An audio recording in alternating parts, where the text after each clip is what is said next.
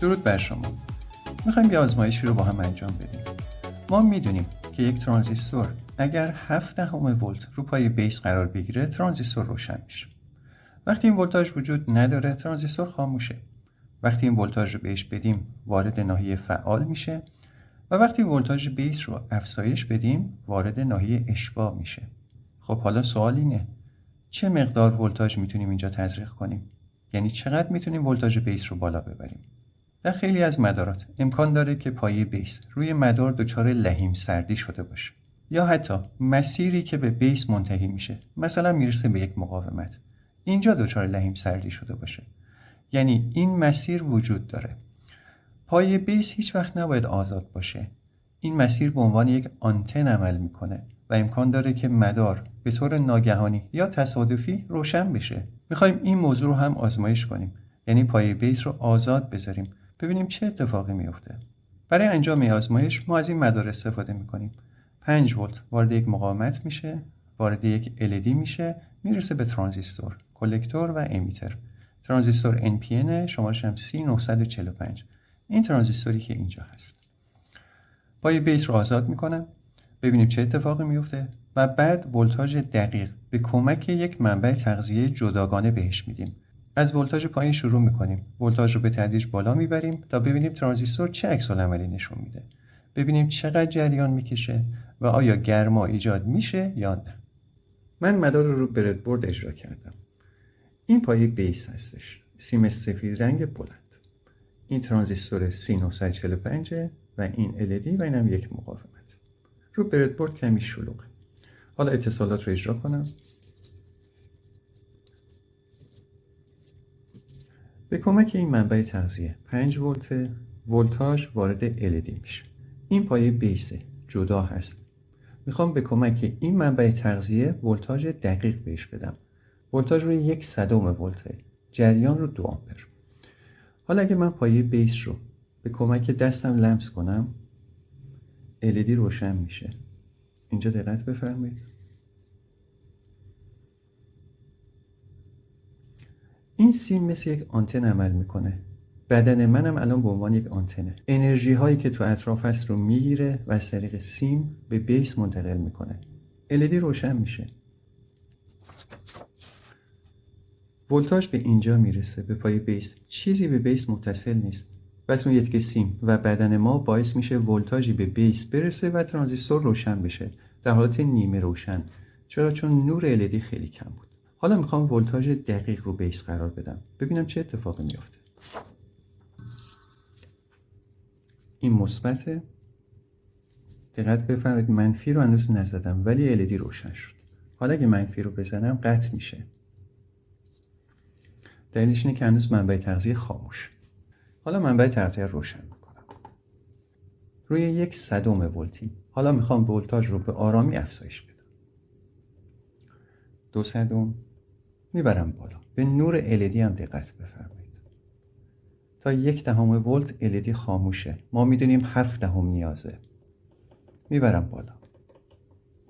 0.2 0.3 0.4 LED همچنان خاموش.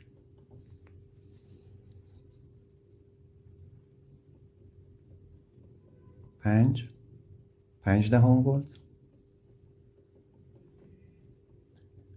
حدوداً 6 دهم ولت LED کمی روشن شد. یعنی ترانزیستور داره روشن میشه. 6 و 3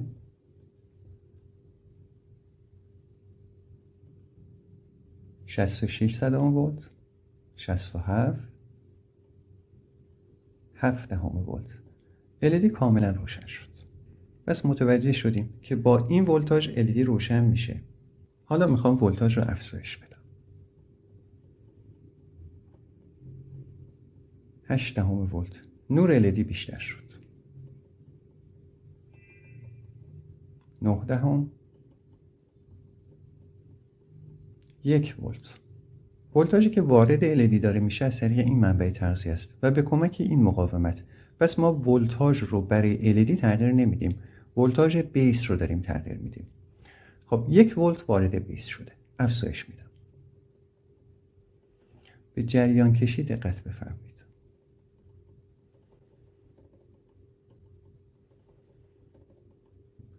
هر چقدر ولتاژ رو افزایش میدم جریان بیشتر میشه روی بیس.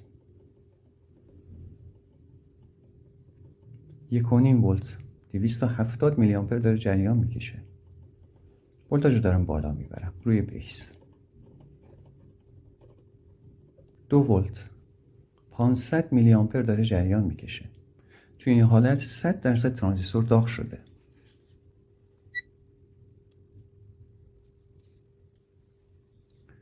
دقت بفرمایید. این ترانزیستوره. کاملا مشخصه که داغ شده.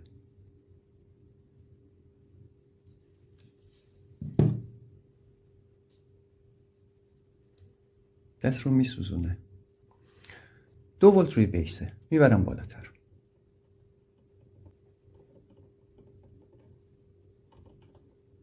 دقت بفرمایید جریان داره روی 1 آمپر میره. رفت روی 1 آمپر. 3 ولت روی بیس هست. 1 آمپر داره جریان میکشه.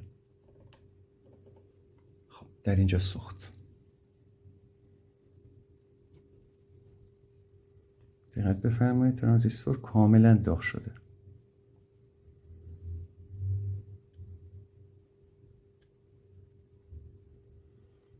پس 3 ولت وقتی روی بیس قرار گرفت حدود 1 آمپر جریان کشید و باعث سوختن ترانزیستور شد. ترانزیستور رو خارج کنم. کاملا داغ. بخش بالاش در اینجا ترکیده. پس اینطور نیست که ما بخوایم هر ولتاژی رو بیس قرار بدیم. 0.7 برای روشن شدن ترانزیستور هست. به خاطر همین تو خیلی از مدارات وقتی ولتاژ بیس افزایش پیدا میکنه ترانزیستور شما میسوزه. البته به شرطی که مدار فعال باشه، یعنی ولتاژ روی کلکتور و امیتر هم وجود داشته باشه. در غیر این صورت اگر ولتاژی وجود نداشته باشه ترانزیستور غالبا آسیب نمیبینه.